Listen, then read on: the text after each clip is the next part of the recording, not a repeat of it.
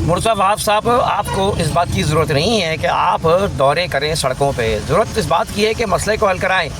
کسی ایک جگہ بیٹھ کے کنٹرول روم بنائیں، اس کنٹرول روم کے ذریعے پورا ایک سسٹم قائم کریں تاکہ یہ مسائل حل ہوں.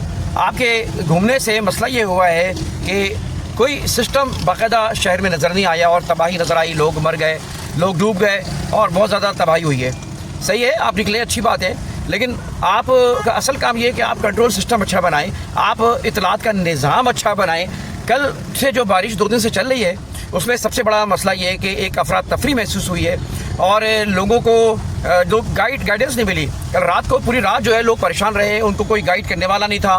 جس کا جہاں رخ تھا وہ چل پڑا، اس کو اندازہ بھی نہیں ہوا کہ منزل کہاں ہے. رات اندھیرا ہو چکا تھا، بجلی ختم ہو چکی تھی کئی جگہوں پہ، اور لوڈ شیڈنگ بھی چل رہی تھی کئی جگہوں پہ، اور یہ اس سے لوگ بہت پریشان ہوئے. لوگوں نے میلوں سفر کیا ہے، موٹر سائیکلیں پیدل لے کے چلے ہیں اور نہ جانے کیا کیا آفتیں مشکلیں آئی ہیں. اس کی ایک بڑی وجہ ہے کہ مس مینجمنٹ نظر آئی ہے، اطلاعات کا نظام نظر نہیں آیا کوئی صحیح. تو مرزا وہاب صاحب، آپ سسٹم پہ توجہ دیں. آپ جو ہے آپ کا گھومنا اتنا معنی نہیں رکھتا. اصل یہ کہ پورے سسٹم اور اطلاعات کا ایک مضبوط نظام ہونا چاہیے ایسے حالات میں، ایسے معاملات میں. انتخاب سوری کو اجازت دیں. اللہ حافظ.